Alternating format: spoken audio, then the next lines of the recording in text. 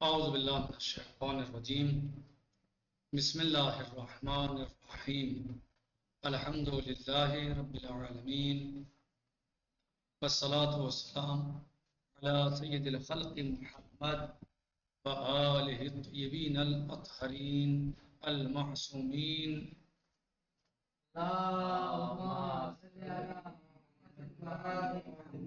عجل فرجهم. ہمارا درس و گفتگو کتاب اصول عقائد میں معاد کے بارے میں چل رہا ہے، جس کا کتاب کے اعتبار سے دوسرا درس ہے، جس کو ہم نے جس کے بعض حصے کو ہم نے کل پڑھا تھا۔ آج اس میں ہم جو عنوان دیا ہے صاحب کتاب نے، انسانی تربیت میں عقیدہ معاد کا اہم کردار، اس کے بارے میں جو ہے وہ سمجھنے کی کوشش کرتے ہیں کہ انسانی تربیت میں عقیدہ معاد کا کیا رول ہوتا ہے، کیا کردار ہوتا ہے اس کا۔ کہتے ہیں کہ روز آخرت ایک بڑی عدالت کے قیام پر ایمان کے علاوہ معاد کا عقیدہ ہماری موجودہ دنیا کی زندگی میں بھی بہت زیادہ اثر رکھتا ہے۔ جو روز آخرت ہے وہ بڑی عدالت کے قیام پر ایمان کے علاوہ، یعنی جو بڑی عدالت، سب سے بڑی عدالت ہے، اس پر ایمان کے علاوہ خود معاد کا عقیدہ ہماری موجودہ زندگی، جو ہماری دنیاوی زندگی ہے، اس میں بھی بہت بڑا اور بہت زیادہ اثر انداز ہوتا ہے، بڑا اثر رکھتا ہے۔ فرض کریں اگر کسی ملک میں یہ اعلان ہو جائے کہ سال کے فلاں دن میں کسی جرم کی سزا نہیں ملے گی، کوئی مقدمہ نہیں چلے گا، لوگ چاہیں تو ہر قسم کی سزا اور پکڑو دھکڑ کے نہ ہونے سے آسودہ خاطر ہو کر وہ دن گزار سکتے ہیں۔ پولیس اور تمام قانونی ادارے چھٹی کریں گے، عدالتیں بند ہوں گی، یہاں تک کہ دوسرے دن جب معمول کے مطابق زندگی شروع ہوگی تب بھی اس دن کے جرائم کو عدالتوں میں پیش نہیں کیا جائے گا۔ ذرا سوچئے اس روز پورے معاشرے کی کیا حالت ہو۔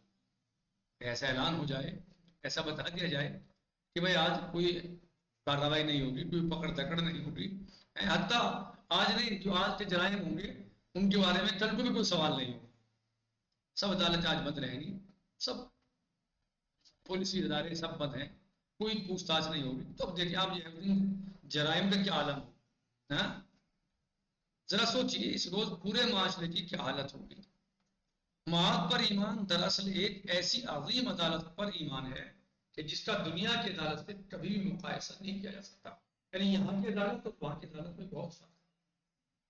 اللہ کی عدالت اور انسانوں کی عدالت میں بہت بڑا فرق ہے۔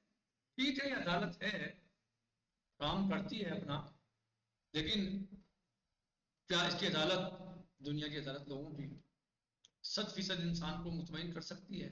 کہیں نہ کہیں کوئی نقص ہے، کیونکہ یہ بندوں کی عدالت ہے، وہ اللہ کی عدالت ہے۔ اللہ کی عدالت جیسی بندوں کی عدالت نہیں ہو سکتی، بہت بڑا فرق ہے۔ تو اگر ایک دن آپ یہ سوچ لیں کہ یہ اعلان ہو جائے کسی ملک میں، دیش میں، کہ صاحب آج کی عدالتیں آج کے سب بند رہیں گی، کوئی قانون کسی پہ نافذ نہیں ہوگا، چاہے جو کر گیا، کوئی پولیس نہیں پکڑے گی، کوئی گورنمنٹ آپ سے حساب نہیں دے گی، تو دیکھیے آپ، اور حتیٰ کہ جو اگلا روز آئے گا اس کے بعد بھی ہم کبھی حساب نہیں کریں گے، تو دیکھیے کیا عالم ہوگا دنیا میں، افراتفری اس دیش میں، افراتفری کا اس دیش میں جرائم کس قدر بڑھتے ہیں۔ تو یہ عدالت تو بہت چھوٹی عدالت ہے، وہ عدالت تو بہت بڑی عدالت ہے۔ بہرحال کہنا ہے کہ اس عظیم عدالت کی خصوصیات مندرجہ ذیل ہیں۔ جو عدالت ہے، اس کی جو عدالتیں ہیں ہماری آج دنیا کی، مثلا اس کی خصوصیات نہیں، بلکہ جو عظیم عدالت ہے، آخرت کی عدالت، الہی عدالت، کہنا کہ ایسی عدالت ہے، نمبر ایک، ایک ایسی عدالت ہے کہ جس کے قوانین پر نہ سفارش انداز ہے، نہ سفارش اثر انداز ہے، اور نہ تعلقات، اور نہ وہاں قاضی کی سوچ کو جھوٹے دلائل کے ساتھ تبدیل کیا جا سکتا ہے۔ جبکہ دنیا میں عدالت میں لالچ بھی ہو سکتا ہے، سفارش بھی کام کر سکتی ہے، اور قاضی کبھی کبھی جج، جو وکیلوں کی طرف سے جھوٹے دلائل ہوتے ہیں جھوٹے ثبوت ہوتے ہیں ان پر بھی عمل کر لیتا ہے. تو پتہ چلا کہ ظالم مظلوم ہو گئے اور مظلوم ظالم ہو گیا. ایسا ہو سکتا ہے، ایسا ہو سکتا ہے دنیا میں عدالت. نمبر 2، ایسی عدالت کہ اس جہان کی مانند تکلفات کی محتاج نہیں ہے. یعنی وہ ایسی عدالت ہے جو اس دنیا کی مانند، اس دنیا کے طریقے سے تکلفات کی محتاج نہیں ہے. اس لیے وہاں لمبے اور تفصیلی مراحل کی ضرورت نہیں ہے. جیسے یہاں بہت سے کیس جو ہیں وہ کئی سال چل جاتے ہیں، پوری زندگیاں برباد ہو جاتی ہیں جیل میں پڑے پڑے اور عدالت کے فیصلے نہیں آتے. اور جب وہ بری ہوتے ہیں، یعنی جب ان کو جو ہے وہ فیصلہ ہوتا ہے تو پتہ چلا وہ تو بری ہے، انہوں تو مجرم ہے ہی نہیں. تب سوال یہ پیدا ہوتا ہے کہ آپ نے 20 سال خراب کر دیے ایک جوان کے تو 40 سال کا ہو گیا. وہ 40 سال کا تھا تو 60 سال کا ہو گیا. اور اب آپ آخر میں جو ہے وہ اسے کہہ رہے ہیں کہ نہیں جرم ثابت نہیں ہے. تو 20 سال جو جیل میں رہا اس کا جبران کون کرے گا؟ جو انسان کی جوانی کی زندگی جیل میں گزر گئی، کچھ کرنے کی زندگی جس میں وہ کچھ بچوں کے لیے کر سکتا تھا، اپنی زندگی کو آگے بڑھا سکتا تھا، آپ نے جھوٹے سچے کیس لگا کے اسے جیل میں ڈال دیا. اور اب پتہ چلا کہ 20 سال کے بعد فیصلہ ہوا ہے عدالت کا، اور اس میں فیصلہ بھی کیا آ رہا ہے کہ اس کا جرم نہیں ہے. یہ کون سی بات ہو گئی؟ تو یہ سب یہاں ہو سکتا ہے دنیا میں، دنیا میں یہ سب ہو سکتا ہے، لیکن آخرت میں ایسا کچھ نہیں ہے کہ وہاں غلط کیس چل جائے، کسی کو بلا وجہ جیل میں ڈال دیا جائے یا بلا وجہ سزا دے دی جائے. وہاں ایسا کچھ نہیں ہوگا. وہاں اسی کو جو ہے سزا ہوگی کہ جو مجرم ہے. وہاں ایسی سزا نہیں ہوگی کہ پولیس اٹھا کے لے گئی اور پتہ چلا 20 سال کے بعد 30 سال کے بعد کہ اس نے جرم نہیں تھا، یہ تو بری ہے. تو وہاں کی عدالت یہاں کی عدالت سے بہت زیادہ مختلف ہے.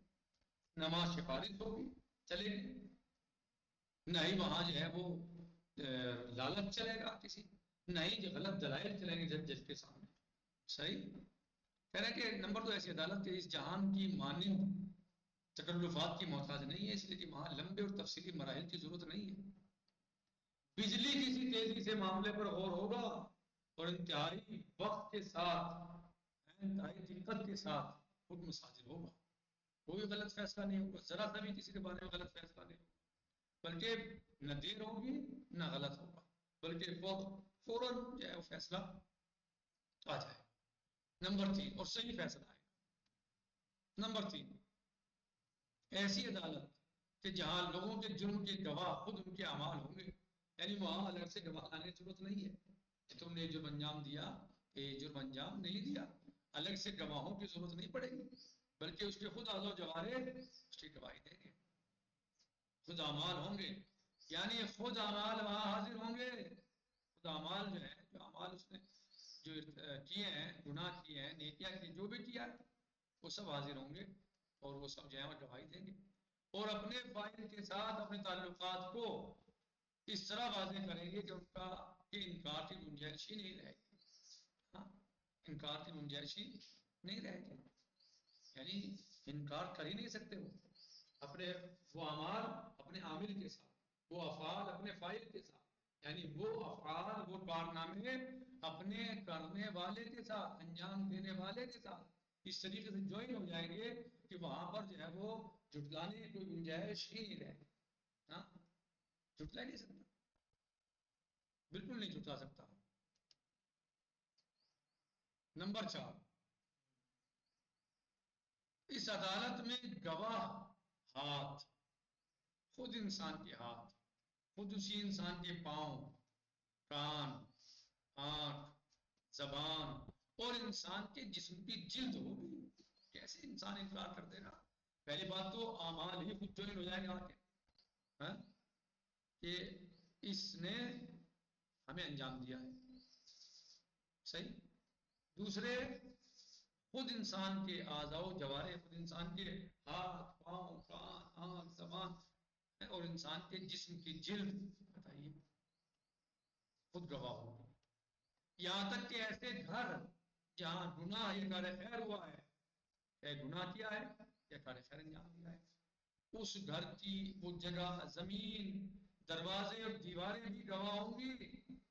پروردگار اس نے یہ فعل فلا جگہ، فلا زمین، فلا گھر، فلا کمرے ہیں، فلا علاقے، فلا محلے، فلا گاؤں، فلا شہر میں انجام دیا۔ ایسے گواہ ہوں گے کہ جو انسان کے اعمال کے نتائج کی طرح قابل انکار نہیں ہوں گے۔ تو ایسی عدالت میں امید ہے، تو سوچ سکتا ہے ایسی عدالت میں انسان جھوٹے کیسوں میں پھنس جائے گا، یا جھوٹے طریقے سے بری ہو جائے گا، یا جھوٹے دلائل پیش کر کے اسے جیل اور قید ہو جائے گی، سزا ہو جائے گی؟ نہیں ہو سکتا۔ یہ سب کام یہاں کے ہیں، دنیا کے، وہاں ایسا کچھ بھی نہیں ہو سکتا۔ واضح ہے؟ نمبر 5، یہ عدالت ایسی عدالت ہے جس کا حاکم خدا ہے۔ کون ہے حاکم اس کا؟ خدا متعال، وہ خدا جو ہر چیز سے آگاہ اور ہر چیز سے بے نیاز اور ہر ایک سے زیادہ عادل ہے۔ نہ اس سے بڑا کوئی عالم ہے، نہ اس سے بڑا کوئی عادل ہے، اور نہ اسے کسی چیز کی ضرورت اور حاجت ہے۔ کسی چیز کی اسے حاجت نہیں ہے، وہ تو غنی المستعان ہے، اسے کہیں کی حاجت نہیں۔ نمبر 6، اس کو چھوڑیں، وہاں سزا اور جزا صرف حکم کی حد تک نہیں ہے، بلکہ اس سے بڑھ کر خود ہمارے ہی اعمال سزا جزا کے لیے شکل تبدیل کر دیں گے، اور ہمارے ہی ساتھ ہوں گے۔ یا تو ہمیں اذیت دیں گے یا آسائش، یا تو ہمیں اذیت دیں گے وہ سزا کے طور پر، یعنی یا آسائش و آرام اور نعمات میں لے جائیں گے۔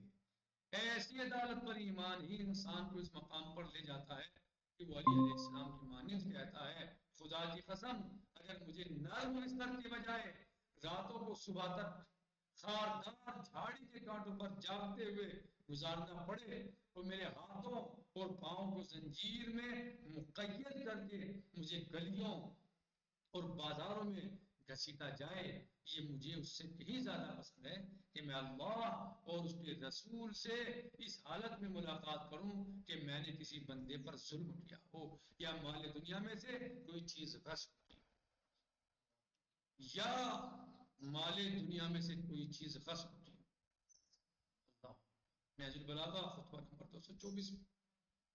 سلام ہو اس امام پر، سلام ہو اس انسان کامل پر، سلام ہو اس انسان بزرگوار پر، سلام ہو اس شخصیت عظیمہ پر، سلام ہو اس امام کی امامت پر اور اس کے آل پاک پر ہمارا درود و سلام، اس ذات کے آبا و اجداد پر ہمارا درود و سلام۔ اے کاش اس کے ہاتھ میں دنیا کی حکومت ہوتی اور رہتی، اور دشمنوں نے جن ایام میں آپ نے ظاہری خلافت کی ہے، ظاہری حکومت کی ہے، اس کو صحیح طرح چلانے کا موقع دیا ہوتا۔ دشمنوں نے بڑی مشاکل پیش کی ہیں، ان 3 ساڑھے 3 سال کے عرصے میں بڑی مشاکل پیش ہوئی ہیں، مگر اس کے باوجود مولا نے کس عدالت اور انصاف کے ساتھ اپنی سرکار اور حکومت کو چلایا۔ عظیم مولا کا یہ خطبہ اور عظیم مولا کا یہ فرمان،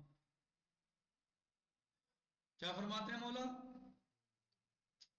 خدا کی قسم اگر مجھے نرم بستر کے بجائے راتوں کو صبح تک خاردار جھاڑی کے کانٹوں پر جاگتے ہوئے گزارنا پڑے، خاردار جھاڑی پر، کانٹوں دار جھاڑیوں پر، بجائے نرم بستر کے مجھے رات وہاں گزارنی پڑے، پوری رات، اور میرے ہاتھوں اور پاؤں کو زنجیروں میں قید کر دیا جائے، مقید کر دیا جائے، باندھ دیا جائے، اور مقید کر کے مجھے گلیوں اور بازاروں میں گھسیٹا جائے، ہاں یہ مجھے اس سے کہیں زیادہ پسند ہے کہ میں اللہ اور اس کے رسول سے اس حالت میں ملاقات کروں کہ میں نے کسی بندے پر ظلم کیا یا مال دنیا میں سے کوئی چیز غصب کی۔ اس عدالت پر ایمان انسان کو درس دیتا ہے کہ وہ آگ سے سرخ جلتا ہوا لوہا اس بھائی کے ہاتھ کے قریب کرے جو چاہتا تھا کہ بیت المال سے خصوصی حصہ لے جائے، اور جب بھائی بلبلاتا ہے تو اسے ڈراتے ہوئے کہتا ہے، یہ شخص، یہ ذات، یہ شخصیت عظیمہ، اس پر ہمارا درود و سلام ہو، کیا کہتے ہیں؟ اے بھائی، اے عقیل، تو اس آگ کے معمولی سے شعلے سے جو کہ انسانوں کے ہاتھوں میں کھلونوں کی مانند ہے بلبلا رہا ہے، لیکن اپنے بھائی علی کو ایسی ہولناک آگ کی طرف کھینچ رہا ہے جو پروردگار کے قہر و غضب سے بھڑک رہی ہے۔ اللہ، کس کے لیے کہہ رہے ہیں؟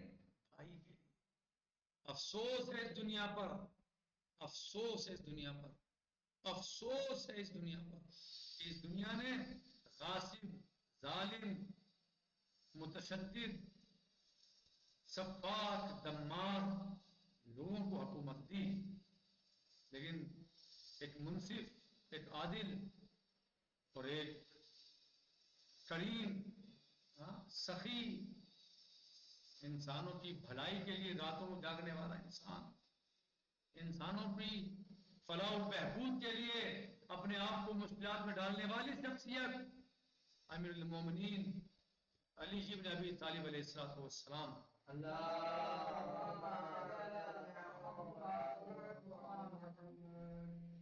تو اولن تو حکومت دیتی ہی نہیں ہے. وہ 25 سال آپ گھر میں بیٹھے رہتے ہیں، 25 سال آپ صبر کرتے ہیں، اور بعد میں آتا بھی ہے موقع. یہ دنیا کے ظالم مجابر لوگ، غدار اور مکار، یہ دنیا کے لوگ آپ کو 3-3.5 سال کی حکومت میں بھی چین سے صحیح طریقے سے اپنے عدل و انصاف کی حکومت کو چلانے نہیں دیتے، اور نئے نئے طریقے ایجاد کرتے ہیں کہ آپ کو پریشان کیا جائے، آپ کے لیے مشاکل پیدا کی جائیں، آپ کو مشکلات میں مبتلا کیا جائے. تو کبھی جنگ جمل کھڑی کر دی، تو کبھی صفین میں آ گئے، تو کبھی نہروان میں آ گئے، اور چھوٹی موٹی تو باتیں بہت زیادہ روزانہ ہوتی رہتی تھی. صحیح. تو جس شخص کی زندگی میں یعنی 3 سال 3.5 سال اسے موقع ملا ہو حکومت انجام دینے کا، لیکن اس کو بھی چین سے انجام نہیں دینے دیا گیا، ہاں، اور اس کو جیسے وہ چاہتا تھا ایسے نہیں کرنے دیا گیا. روزانہ مشاکل، روزانہ پریشانی ہے. اس کے باوجود بھی وہ کہتا ہے کہ اگر کوئی شخص میری حکومت میں بھوکا رہ جائے تو علی میں کھانا کھانا. اللہ اکبر، کیا عظیم شخصیت تھی.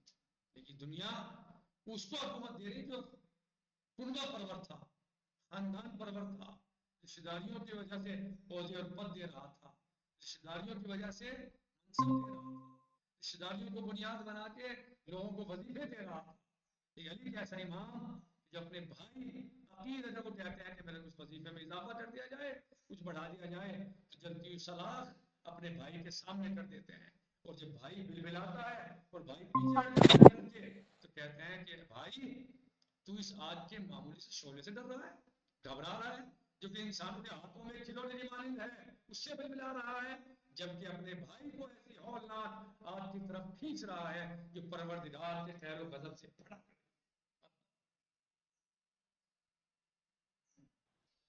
آیا ایمان کے اس مرتبے پر فائز انسان کو فریب دیا جا سکتا ہے؟ جی آیا خدا اس کی حافظ فضا آقا. اس کے ضمیر کو خریدا جا سکتا ہے؟ آیا ممکن ہے کہ ایسے لالچ کی دھمکی سے، اسے لالچ کی دھمکی سے رائے حق سے ہٹایا جا سکتا ہے؟ ہاں؟ رائے دھمکی سے رائے حق سے ہٹا کر ظلم و ستم پر مجبور کیا جا سکتا ہے؟ قرآن مجید میں ارشاد ہے جب گناہ گار اپنے نام اعمال کو دیکھیں گے تو ان کی فریاد بلند ہوگی اور وہ کہیں گے، کیا کہیں گے؟ ما لہذا الکتاب لا یغادر صغیرہ ولا کبیرہ الا احصاها. سورہ کہف المبارک آیت نمبر 49. یہ کیسا نام اعمال ہے؟ ما لہذا الکتاب، یہ کیسا نام اعمال ہے؟ اس نے کسی چھوٹی اور بڑی بات کو نہیں چھوڑا ہے بلکہ سب کو درج کر دیا. اس دن پر عدالت کے ایمان سے روح انسان کی گہرائیوں میں ہر کام کرتے وقت ذمہ داری کے احساس کی ایک طاقتور موج پیدا ہوتی ہے، اور یہی وجہ ہے، یہی احساس اسے ہر قسم کے انحراف، ظلم و گمراہی اور زیادتی کے مد مقابل کنٹرول کرتا ہے. والحمد للہ رب العالمین، وصلی اللہ علی سیدنا و نبینا محمد وآلہ الطاہرین.